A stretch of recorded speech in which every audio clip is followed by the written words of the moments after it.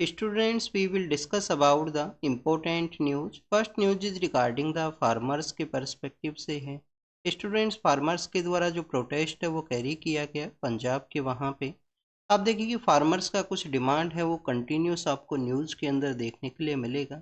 First इनका demand है कि जो मिनिमम सपोर्ट प्राइस है उसको जो लीगल स्टेटस है वो दिया जाए, जो कि आप देखिए कि एम एस स्वामीनाथन जो कमीशन कॉन्स्टिट्यूट होता है उनके द्वारा इस एमएसपी का जो लीगल स्टेटस है उसके रिगार्डिंग में जो रिकमेंडेशन है उसको कैरी किया गया था 2004-5 के समय में।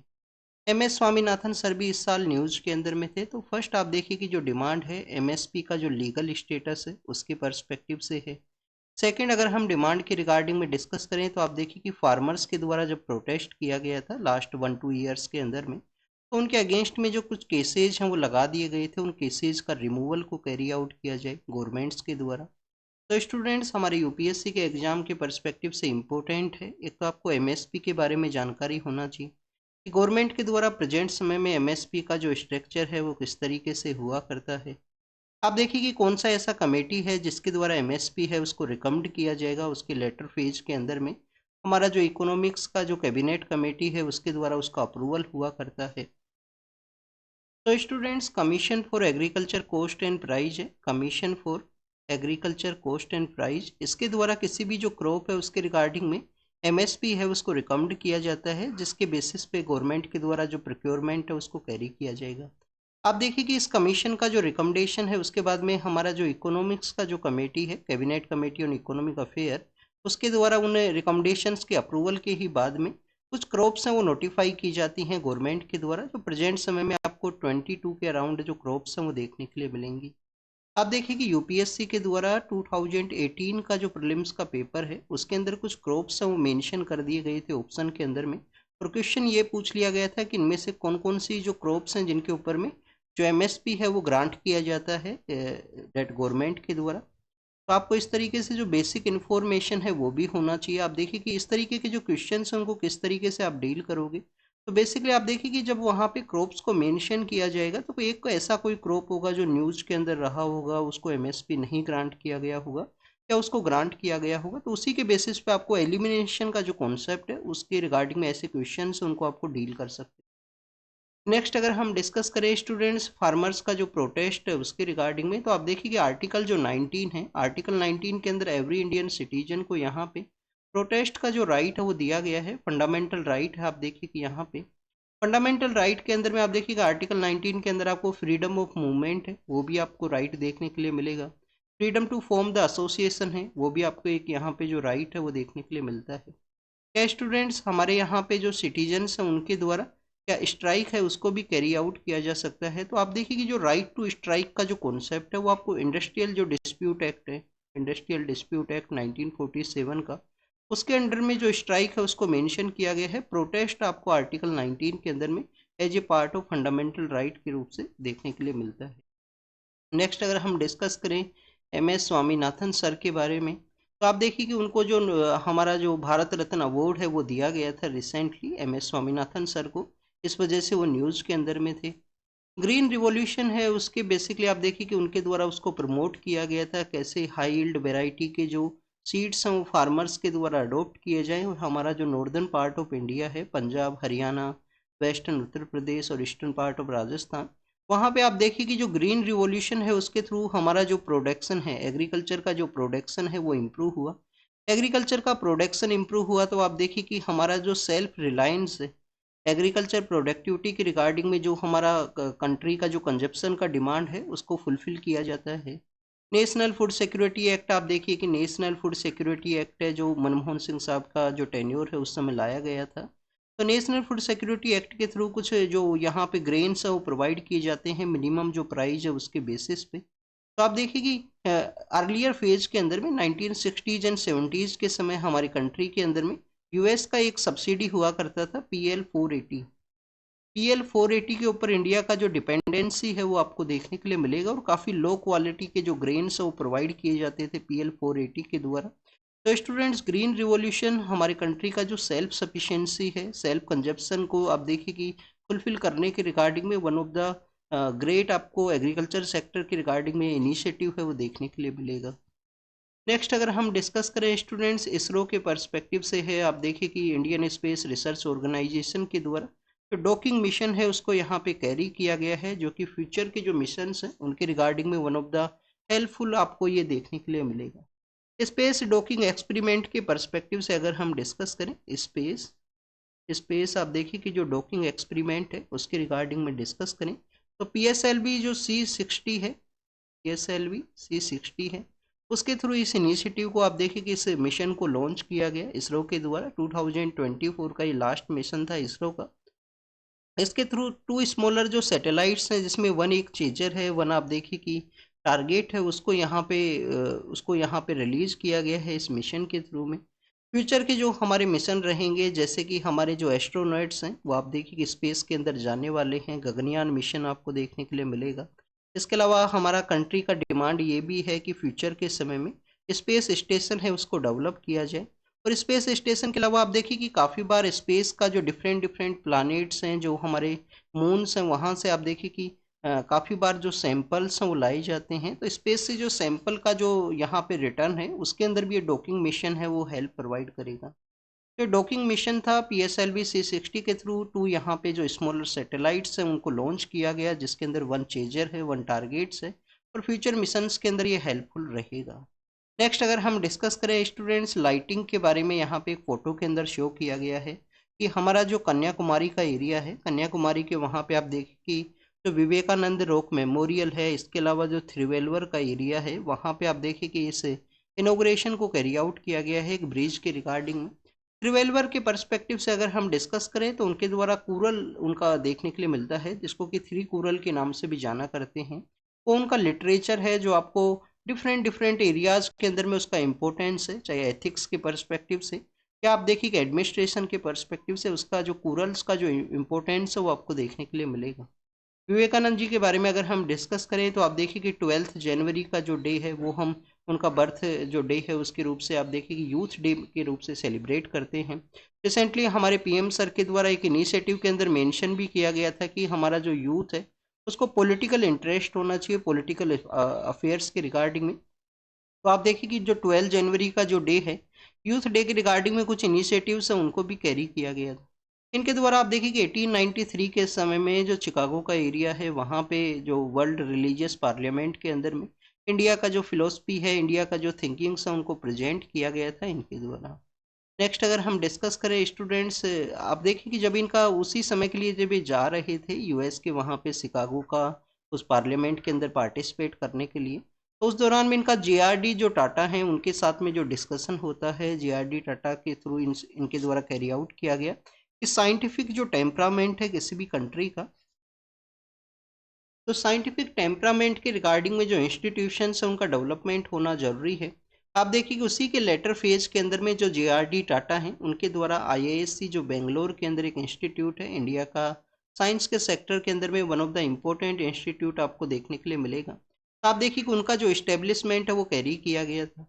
नेक्स्ट आप देखिए कि प्राइवेट मेंबर बिल के बारे में है। प्राइवेट मेंबर बिल के रिगार्डिंग में जो लास्ट हमारा जो 17th लोकसभा था, 17th लोकसभा का जो वर्किंग प्रोसेस है उसको यहाँ पे एग्जामिन किया गया और एग्जामिन करते हुए एग्जामिन किया गया है PRS नाम का, जो आप देखिए कि एक ऑर्गेनाइजेशन है जो कि आपको लेजिस्लेचर का जो सेक्टर है उसके रिगार्डिंग में देखने के लिए मिलता है। तो PRS के द्वारा प्राइवेट मेंबर बिल का जो वर्किंग प्रोसेस है उसको एग्जामिन किया गया है स्टूडेंट्स। लोकसभा के अंदर में 9 आवर्स के अराउंड जो वर्किंग प्रोसेस है उसको बताया गया है। राज्यसभा के अंदर में आप देखिए कि 27 आवर्स का जो वर्किंग प्रोसेस है उसको यहाँ पे बताया गया। तो वन काइंड ऑफ कंसर्न्स को ये रेज करता है कि प्राइवेट मेंबर बिल्स क्या हमारे यहाँ पे जो आप देखिए कि जो पर्सन मिनिस्टर नहीं है वो प्राइवेट मेंबर है, चाहे वो पर्सन उस पॉलिटिकल पार्टी से बिलोंग किया करता हो जो पॉलिटिकल पार्टी पावर के अंदर है, या आप देखिए कि अपोजिशन का जो पॉलिटिकल पार्टी है उससे वो पर्सन बिलोंग किया करता हो। तो जो भी पर्सन है जो यहाँ पे काउंसिल ऑफ मिनिस्टर है उसका पार्ट नहीं है, वो पर्सन आप देखिए कि आपको किसके अंदर देखने के लिए मिलेगा, एज ए प्राइवेट मेंबर है। तो क्या हमारे यहाँ पे जो लेजिस्लेचर्स हैं उनका या इस तरीके से जो बिल्स के रिगार्डिंग में जो आप देखिए कि जो वर्किंग प्रोसेस है बिल्स के रिगार्डिंग में उनका जो इंटरेस्ट है वो यहाँ पे डिक्लाइन हुआ है, क्योंकि आपको जो लास्ट बिल हमारा प्राइवेट मेंबर बिल के रूप से जो पास हुआ था वो 1970s के समय में है। 1970s के बाद में आप देखिए कि प्राइवेट मेंबर बिल का जो वर्किंग प्रोसेस है उसके रिगार्डिंग में कंटिन्यूस डिक्लाइन है, कंटिन्यूस आपको डिक्लाइन देखने के लिए मिलेगा। काफ़ी बार जो प्राइवेट मेंबर बिल हैं वो प्रपोज किए जाते हैं, बट आप देखिए कि लेटर फेज के अंदर में गवर्नमेंट के द्वारा ही उन बिल्स को अडॉप्ट कर लिया जाएगा, गवर्नमेंट के द्वारा एज ए गवर्नमेंट बिल के रूप से ही उनको प्रपोज किया जाता है हाउस के अंदर में। इसके अलावा स्टूडेंट्स प्राइवेट मेंबर बिल के रिगार्डिंग में और भी कुछ बेसिक इन्फॉर्मेशन है। एक तो आप देखिए कि जो फ्राइडे का जो डे है, फ्राइडे का जो डे है वो रिजर्व हुआ करता है, और फ्राइडे का भी स्पेशली जो सेकंड हाफ है वो रिजर्व होता है प्राइवेट मेंबर बिल्स के डिस्कशन के रिगार्डिंग में। तो बेसिकली आप देखिए कि जो वीकेंड का जो समय है सैटरडे एंड संडे, उस दिन लोकसभा एंड राज्यसभा का वर्किंग आपको नहीं देखने के लिए मिलेगा। तो जो हमारे पॉलिटिशियंस हैं वो अपने कॉन्स्टिट्यूएंसी के अंदर रिटर्न करते हैं, इस वजह से भी आपको काफ़ी बार फ्राइडे के दिन काफ़ी लेस जो वर्किंग प्रोसेस है वो देखने के लिए मिलता है पार्लियामेंट के हाउसेज के अंदर में। तो क्या यहाँ पे जो फ्राइडे का जो डे रिजर्व है उसको चेंज करने का ज़रूरत है, या प्राइवेट मेंबर बिल्स क्या यहाँ हमारे यहाँ पे जो क्वालिटी ऑफ लेजिस्लेचर प्रोसेस है उसके अंदर डिक्लाइन हुआ है, तो उस तरीके के कंसर्न्स को ये रेज करेगा। क्या प्राइवेट मेंबर बिल जब बिल को प्रपोज करता है तो उनको कितने मंथ का जो नोटिस है एडवांस के अंदर देना होता है? 1 मंथ का नोटिस उनको देना होता है।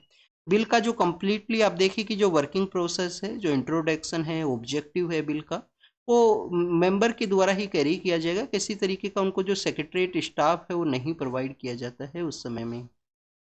नेक्स्ट अगर हम बात करें स्टूडेंट्स, बांग्लादेश का जो पॉलिटिकल लीडर हैं शेख हसीना मैम, उनके एक्स्ट्राडिशन के बारे में है। रिसेंटली आप देखिए कि डिमांड किया गया था बांग्लादेश के द्वारा कि उनका एक्स्ट्राडिशन कैरी किया जाए। इंडिया के पास में आप देखिए कि क्या ऑप्शंस यहाँ पे अवेलेबल हैं, तो उसका डिस्कशन यहाँ पे कैरी किया गया। फर्स्ट आपको इंडिया और बांग्लादेश का जो एक्स्ट्राडिशन है उसको हमने मल्टीपल टाइम्स डिस्कस किया है। 2013 के समय इंडिया और बांग्लादेश के द्वारा एक्स्ट्राडिशन 11 या 13 के समय में, ईयर जो है वो एग्जैक्ट याद नहीं है, आप इसको एक बार रेफर करना। आप देखिए कि 2011 या 13 के समय में जो एक्स्ट्राडिशन ट्रीटी है उसको साइन किया गया था इंडिया बांग्लादेश के द्वारा। स्टूडेंट ट्रीटी के अंदर में आप देखिए कि ऐड किया गया कि अगर पॉलिटिकल नेचर का एक्स्ट्राडिशन है तो उस समय उसका होस्ट जो कंट्री है उसके द्वारा डिनाई है वो भी किया जा सकता है।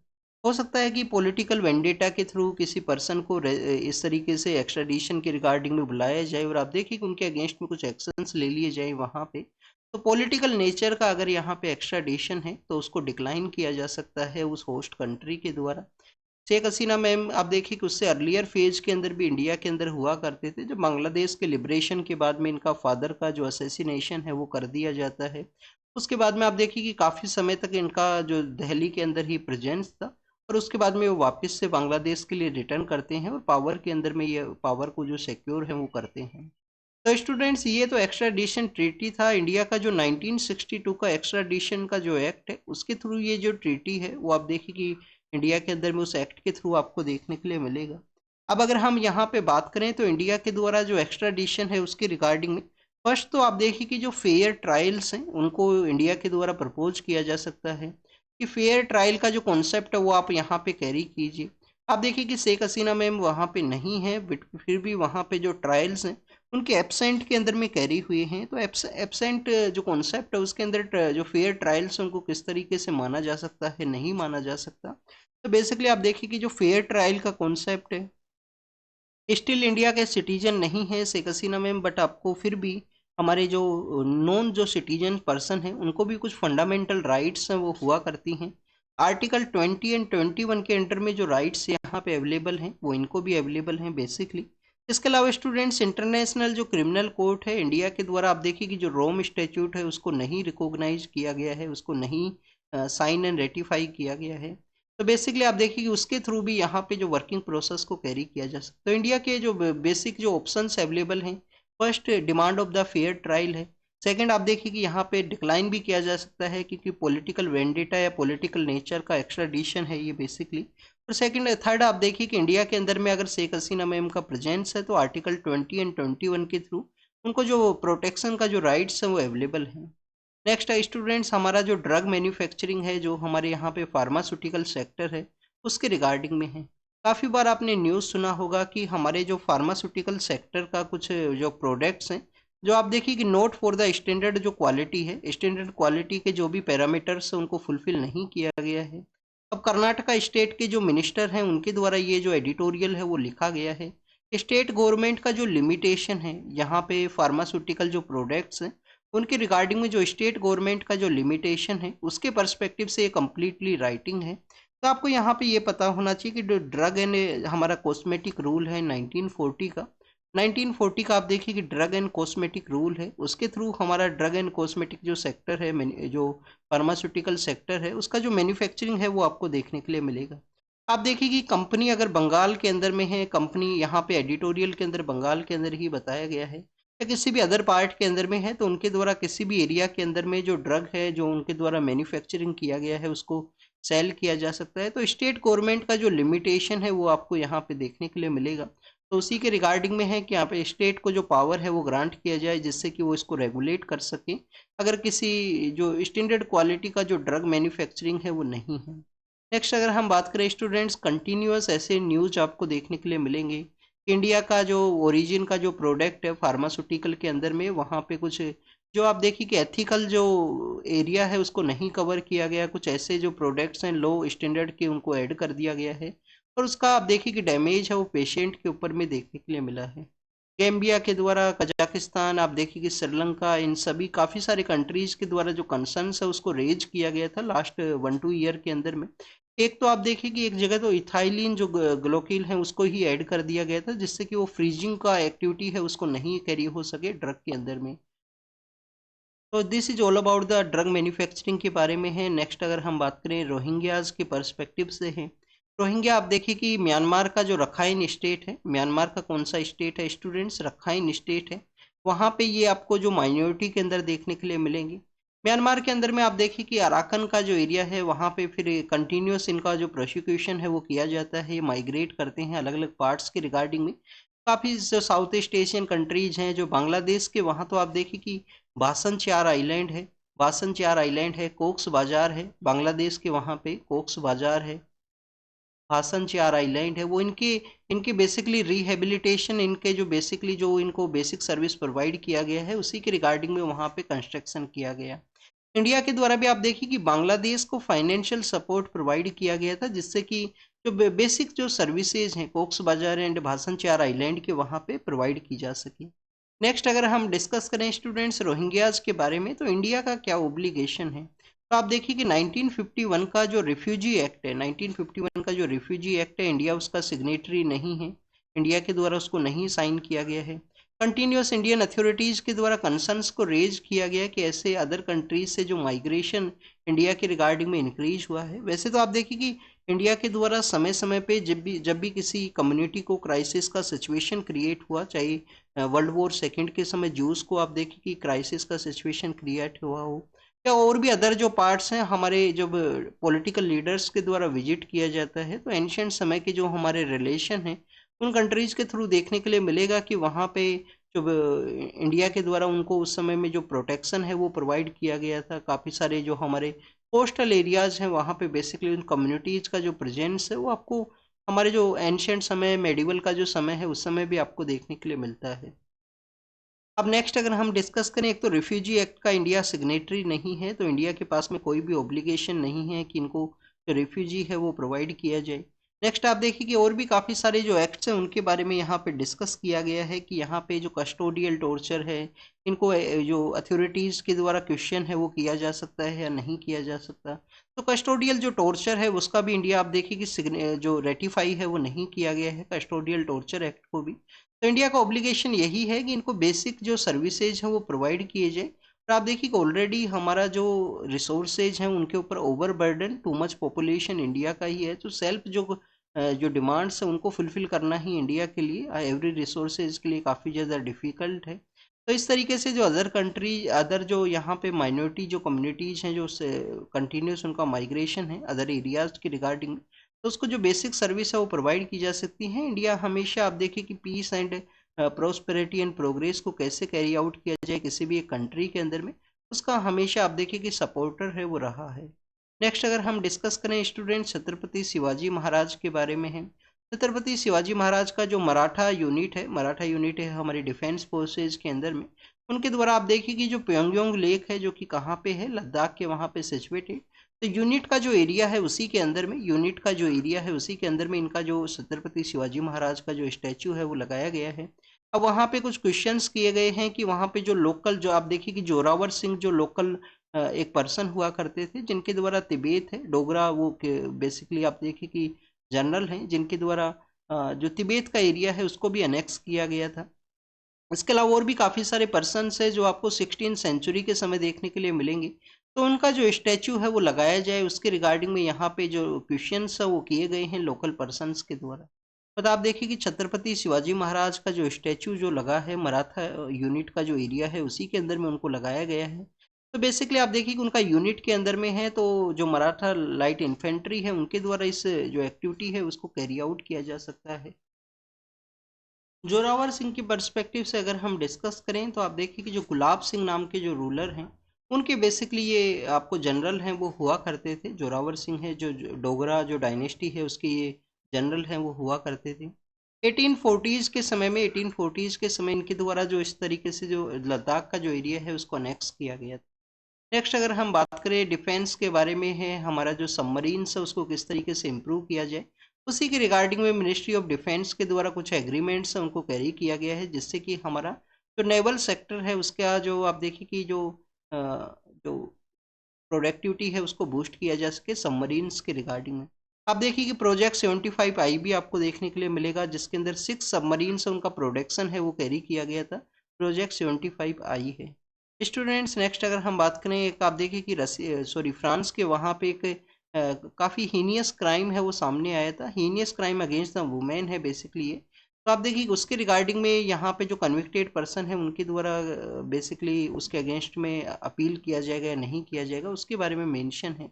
तो वुमेन के अगेंस्ट में जो रेप का बेसिकली ये केस था फ्रांस के वहाँ पे। नेक्स्ट आप देखिए कि यहाँ पे WHO के द्वारा डिमांड किया गया है कि जो हॉस्पिटल के डायरेक्टर हैं जिनको डिटेंड किया गया इजराइल फोर्सेज के द्वारा उसको यहाँ पे रिलीज किया जाए। तो बेसिकली आप देखिए कि इसके अलावा US के एक प्रेसिडेंट है कार्टर, उनका प्रेसिडेंसी के कुछ डिसीजंस उनके बारे में हैं।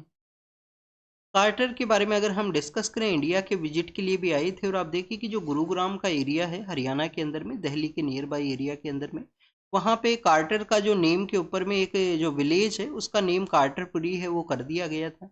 इसके अलावा आप देखिए कि इनके कुछ फॉरेन पॉलिसी के जो डिसीजन हैं, आप देखिए जब इनका जो टाइम पीरियड है उसी दौरान में आपको देखने के लिए मिलेगा कि ईरान के वहाँ पे जो रिवॉल्यूशन है वो कैरी आउट होता है। 1979 के समय आप देखिए कि ईरानियन रिवॉल्यूशन है वो आपको देखने के लिए मिलेगा। 1978 के समय आपको अफगानिस्तान का जो एरिया है वहाँ पे आप देखिए कैसे रसिया की जो फोर्सेज हैं उनके द्वारा पावर को टेक ओवर किया जाएगा। तो उसी दौरान में इनके कुछ फॉरेन पॉलिसी के जो डिसीजंस हैं जो पीस एंड प्रोस्पेरिटी को इंश्योर करने के रिगार्डिंग में वन ऑफ द इम्पोर्टेंट हैं। आप देखिए कि वेस्ट एशिया के अंदर जो पीस है उसको इस्टेब्लिश करने के रिगार्डिंग में इनके द्वारा चाहे इजिप्ट का जो साइनाई पेनिनसुला का एरिया है उसके रिटर्न के बारे में इनके द्वारा प्रपोज किया गया, और जो अदर कंट्रीज हैं उनके साथ में भी जो एंगेजमेंट प्रोसेस है उसको कैरी किया गया। नेक्स्ट आप देखिए कि चाइना उस समय एक इमर्जिंग कंट्री के रूप से डेवलप होता है, तो चाइना के साथ में भी जो रिलेशन है उसको इंश्योर किया गया था कार्टर का जो प्रेसिडेंसी का जो टाइम पीरियड है उस दौरान में। इंडिया के साथ में भी जो रिलेशन है काफ़ी बेटर वे के अंदर आपको देखने के लिए मिलेंगे। तो अभी उनका जो डेथ हुआ है इस वजह से इन सब जो टाइम पीरियड है उसको हमने याद किया। तो student this is all the information related to the today's newspaper. आप देखिए कि एक यहाँ पे WHO के बारे में है। WHO के द्वारा आप देखिए कि जो 5 ईयर का जो कोविड के जो डाटाज है उसके बारे में मेंशन किया गया है कि 5 ईयर बिफोर किस तरीके से यहाँ पे कोविड का आउटब्रेक हुआ था, उसका क्या इम्पैक्ट है, तो उसके बारे में WHO के द्वारा मेंशन किया गया है।